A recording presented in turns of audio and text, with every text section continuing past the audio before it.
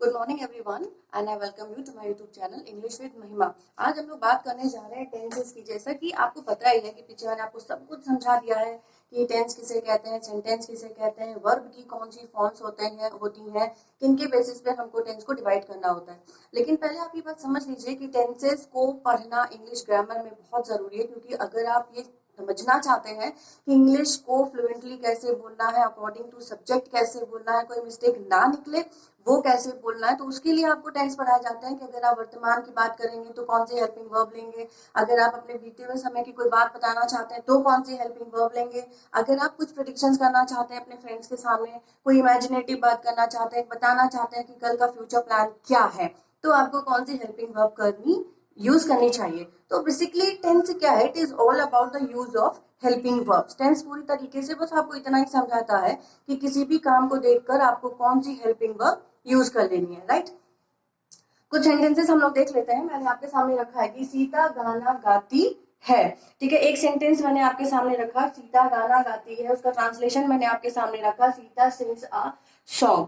Second sentence मैंने आपके सामने ये रखा है कि सीता ने एक गाना गाया था, इसका ट्रांसलेशन देख लीजिए, Sita sang a song। Third sentence मैंने आपके सामने ये रखा है कि सीता गाना गाएगी, Sita will sing a song, ठीक है। तो ये जो सेंटेंसेस हमने आपके सामने तीन रखे हैं, ये अपने आप में आपसे बहुत कुछ कह रहे हैं, क्योंकि मैंने सबसे पहले एक सेंटेंस रखा, सीता गाना गाती है, यानी कि ये जो सेंटेंस है ये एक प्रेजेंट की बात कर रहा है कि कोई एक काम है जो वर्तमान में हो रहा है, यानी सीता गाना गा रही है, गाती है मतलब कंटिन्यूअस फॉर्म में सीता गाना गा रही है, यानी ये दिया गया वाक्य हमको अपने आप में ये बात बता रहा है कि हम वर्तमान की बात कर रहे हैं, राइट। सेकेंड सेंटेंस पे आते हैं। सेकेंड सेंटेंस आपका ये है, सीता ने एक गाना गाया था, ठीक है। अब ये था देखते ही हमें समझ जाना चाहिए कि ये बीता हुआ समय है, यानी कि हमारा पास्ट है, राइट।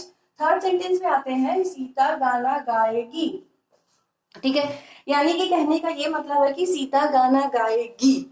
अब जब वो फ्यूचर आएगा, यानी वो समय आएगा, तब वो गाएगी या नहीं गाएगी ये कोई भी नहीं जानता है, यानी कि ये हमारी प्लानिंग्स दिखा रहा है, ये सीता की प्लानिंग्स दिखा रहा है कि वो गाना गाएगी, यानी Sita will sing a song. अब ये सेंटेंस आपको किधर लेके जा रहा है, ये लेके जा रहा है आपको फ्यूचर की तरफ, ठीक है। यानी कि ये तीन सेंटेंस काफी हैं आपको ये बताने के लिए कि जो हमारे टेंसेस होते हैं वो दो प्रकार की बातें करते हैं, नंबर वन टाइम और नंबर टू वर्क। टाइम का मतलब क्या होता है कि आपको ये देखना है कि प्रेजेंट है, कि पास्ट है, या फिर फ्यूचर है, ठीक है। और जो आपका वर्क है वो ये बताता है कि वर्क यानी काम कितना हुआ है, हाउ मच इज डन, ठीक है।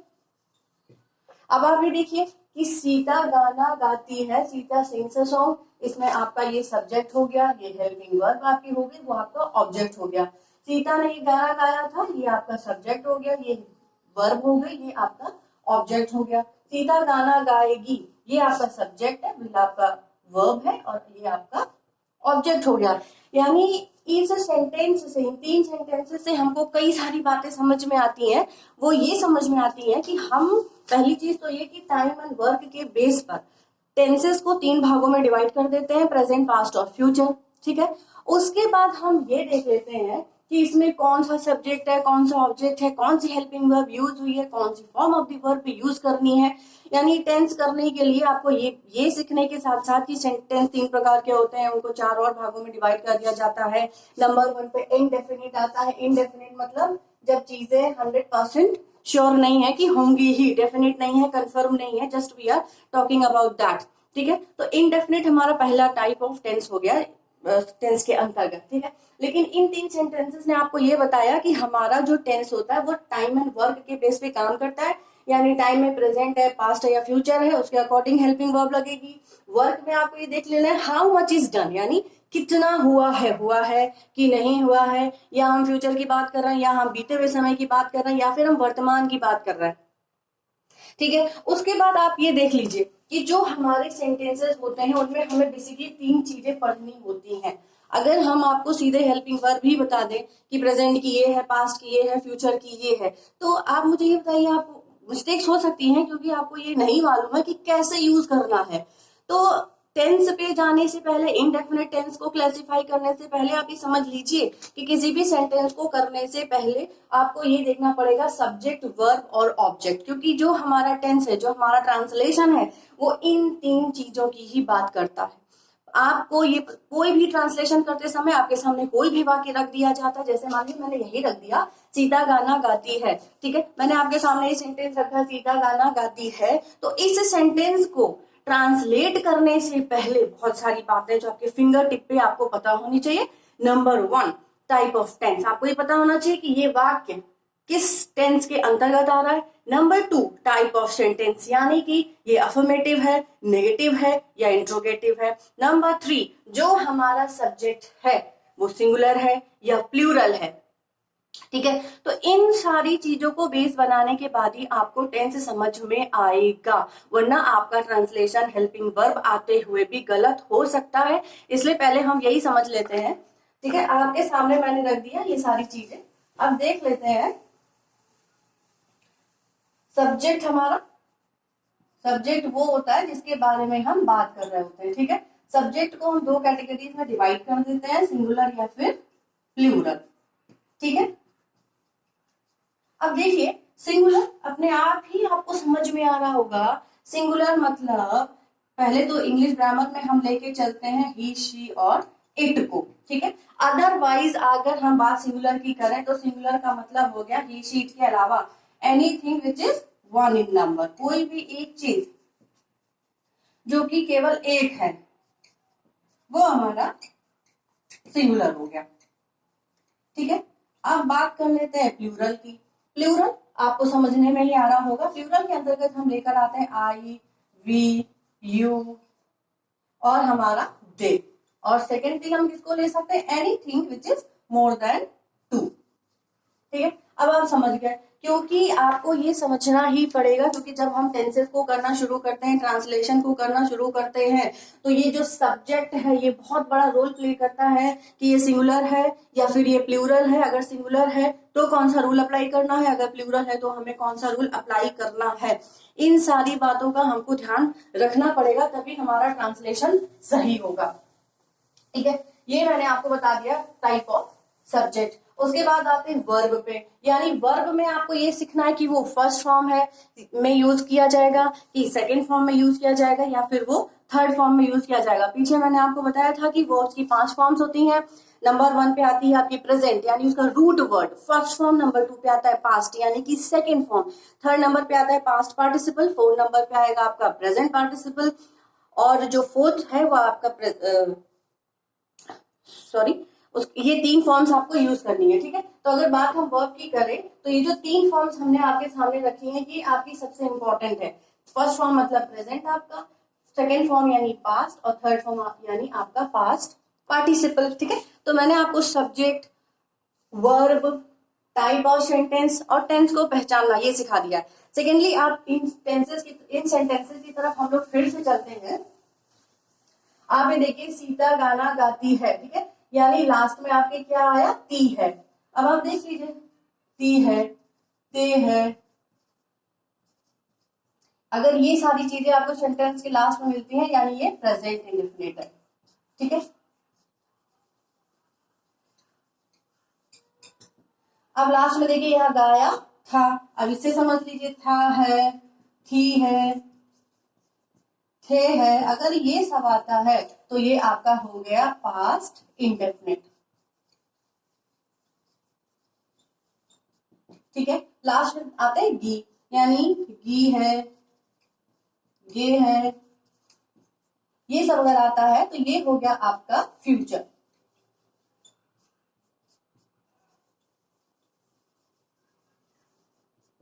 ठीक है। अब आप आराम से ये बात समझ लीजिए कि जो टेंसेस की पहचान होती है, यानी कि हम अगर आपसे बात टेंसेस की कर रहे हैं तो आपको ये भी पता होना चाहिए कि किसी भी टेंस को किस तरह से पहचाना जाता है। आपको ये पहचानना भी आना चाहिए कि हम प्रेजेंट कर रहे हैं, पास्ट कर रहे हैं, फ्यूचर कर रहे हैं, तो उनकी पहचान क्या है, यानी ता है, ती है, ते आएगा तो आपका प्रेजेंट इंडेफिनिट हो गया, था है, थी है, थे है आएगा तो आपका पास्ट इंडेफिनिट हो गया, गा है, गी है, गे है, ये सब आ गया तो ये आपका फ्यूचर इंडेफिनिट हो गया, ठीक है। अब आपको मैंने समझा दिया, अब देख लेते हैं टेंसेस की तरफ चल के।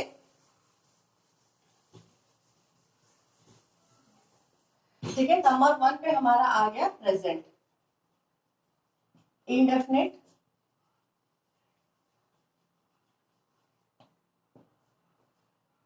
ठीक है, फिर हमारा आ गया पास्ट, फिर आया हमारा फ्यूचर।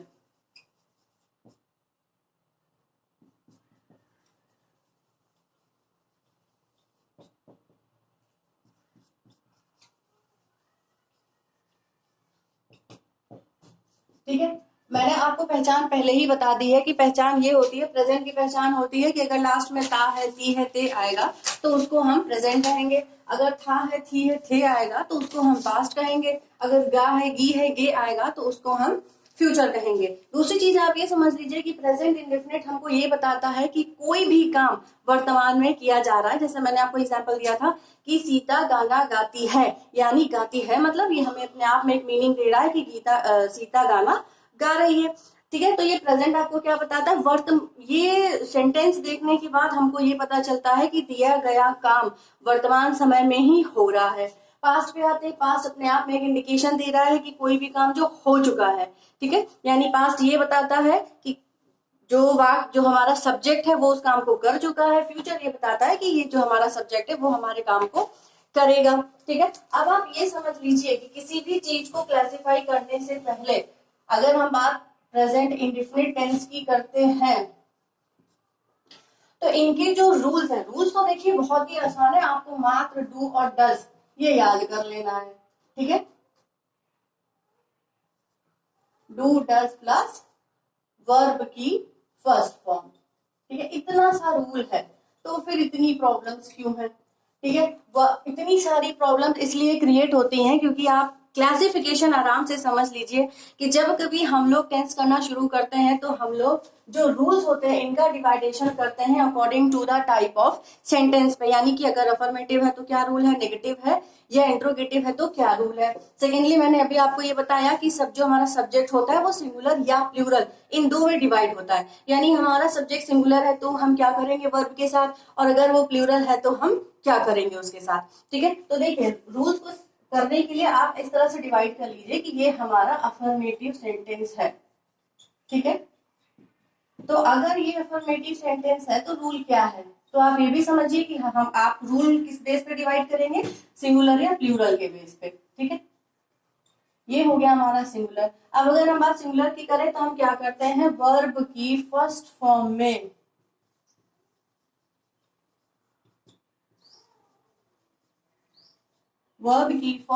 में एस या ईएस जोड़ते हैं।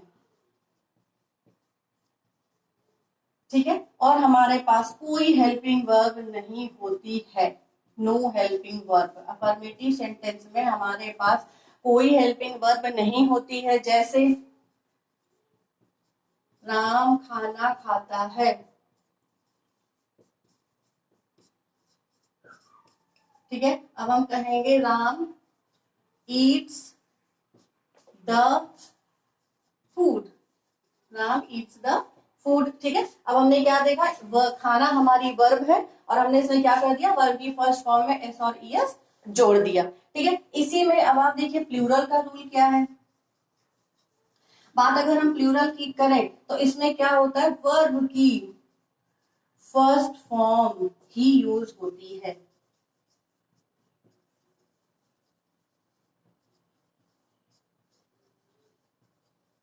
ठीक है, एंड नो हेल्पिंग वर्ब, कोई हेल्पिंग वर्ब हमें नहीं मिलती है अभी तक, जब तक हम अफर्मेटिव में है। अब यहां मैंने कहा कि राम खाना खाता है, अब हम यहां आ जाते हैं कि मैं खाना खाती हूं।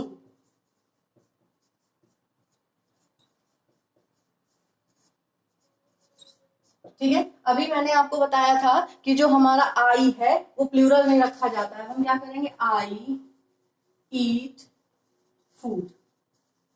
ठीक है, अब आप ये देखिए खाना हमारी वर्ब है और हमने वर्ब की फर्स्ट फॉर्म को यूज कर लिया। हमने आपको बताया कि जब हम अफर्मेटिव सेंटेंसेस में आते हैं तो हम सब्जेक्ट को दो चीजों में डिवाइड कर लेते हैं, सिंगुलर और प्लूरल।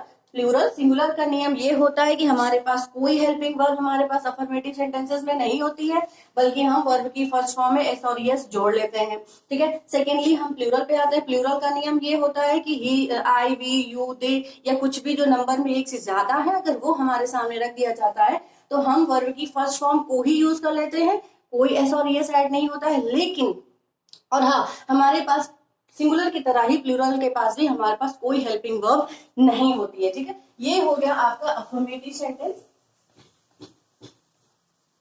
ठीक है। अब आते हैं आपका सेकेंड टाइप होता है नेगेटिव, ठीक है। अब नेगेटिव प्लस इंट्रोगेटिव आप इस तरह से याद कर सकते हैं, ठीक है। Negative plus interrogative sentence. अब फिर हम उसी पे आएंगे, उसी तरह से हमको सब कुछ देखना है, ठीक है। उसी तरह से हमें देखना है कि जो हमारा सब्जेक्ट होता है वो सिंगुलर और प्लूरल में डिवाइड होता है। तो सिंगुलर का क्या रूल है, अगर हम बात सिंगुलर की करें तो डज प्लस वर्ब की फर्स्ट फॉर्म,